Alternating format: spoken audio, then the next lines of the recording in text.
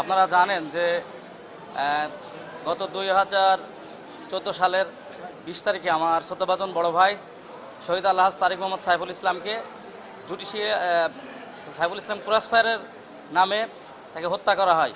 সেই হত্যার আমরা এতদিন বিচার প্রত্যাশী ছিলাম, কিন্তু বিচার পাই নাই। এই 5 তারিখের গণবিস্ফোরণে এবং গণবিক্ষোভের মুখে এই ফ্যাসিবাদী সরকারের পতনের পরে আমরা বিভিন্ন তথ্য উপাত্ত সংগ্রহ করে আমরা আদালতে দ্বারস্থ হয়েছি, আদালতে দরখাস্ত দিয়েছি। আদালত আমাদের দরখাস্ত দেখে মঞ্জুর করেছেন, সরাসরি এফআইআরের নির্দেশ দিয়েছেন।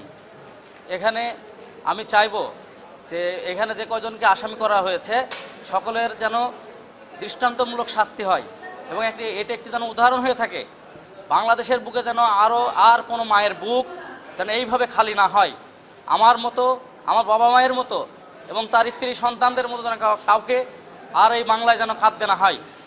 এই জন্য আজকে আমি এখানে কোর্টের দ্বারস্থ হয়েছি। সাথে আরও একটি ঘটনা আপনারা জানেন, 2013 সালের 28শে ফেব্রুয়ারি আল্লামা দিলওয়ার হোসেন সাঈদী সাহেবের রায় কেন্দ্রিক মেহেরপুর জেলা আওয়ামী লীগের কিছু কতিপয় নেতাকর্মীরা আমাদের বাড়িঘর ভাঙচুর এবং অগ্নিসংযোগ করে আমাদের ব্যাপক ক্ষতি সাধন করে। সেই মামলাটিও আজকে আমরা এতদিন ন্যায় বিচার পাইনি বা আমরা আদালতে আসতে পারিনি বিভিন্ন হুমকি দামকি এইসবের কারণে। যাক, আজকে আদালত আমার সেই দরখাস্তটি শুনেছেন এবং দরখাস্তটি সরাসরি এজাহারের নির্দেশ দিয়েছেন। আমি নির্দেশের ফলে নিজে ন্যায় বিচার পাবো বলে আশাবাদী।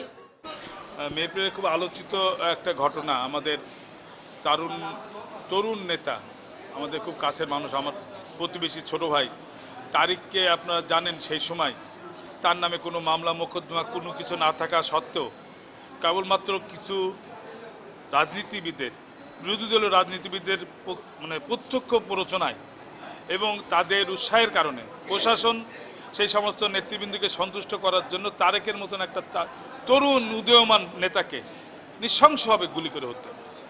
তারপরে আমরা সেই মামলা করার চেষ্টা করেছি, আমাদের মামলা সেই সময় নেওয়া হয়নি।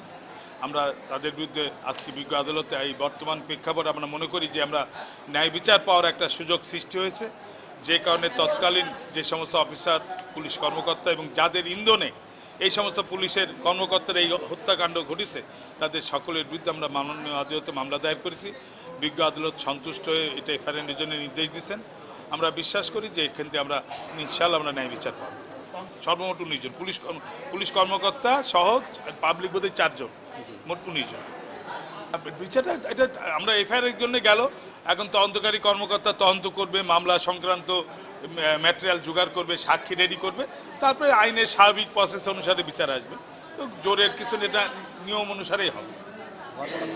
আর আর আর আর একটা মামলা করেছি আমরা, সেটা আপনারা সকলেই জানেন যে আমাদের সমীর হাজী সাহেবের সাবেক উপজেলা চেয়ারম্যান মেহেরপুরের নির্বাচিত জনপ্রতিনিধি, তার বাসাতে তার একটা নিজের বাড়ির নিচের তলে একটা সাইকেলের অনেক বড় দোকান ছিল, মোটরসাইকেল সাইকেলের শোরুম ছিল। সেই দোকানটাও একদিন রাতের বেলায় আওয়ামী সন্ত্রাসীরা একবারে প্রকাশ্যে মানে সন্ধ্যের পরপরই সেটাতে আগুন দেয় এবং টোটাল বাড়িটা দোকানটা ভেঙে চুরমার করে ফেলে এবং আগুনে পুরাটা দোকান ভস্মীভূত হয়ে যায়। সেই বিষয়ে আমরা তৎকালীন সময় মামলা করার চেষ্টা করেছি, কিন্তু আমরা মামলা করতে ব্যর্থ হয়েছি। এখন আবার আজকে সেই মামলাটা আমরা দায়ের করেছি। এই মামলায় সর্বমোট 23 জন আসামিকে আমরা নাম উল্লেখ করে আমরা মামলাটা দায়ের করেছি।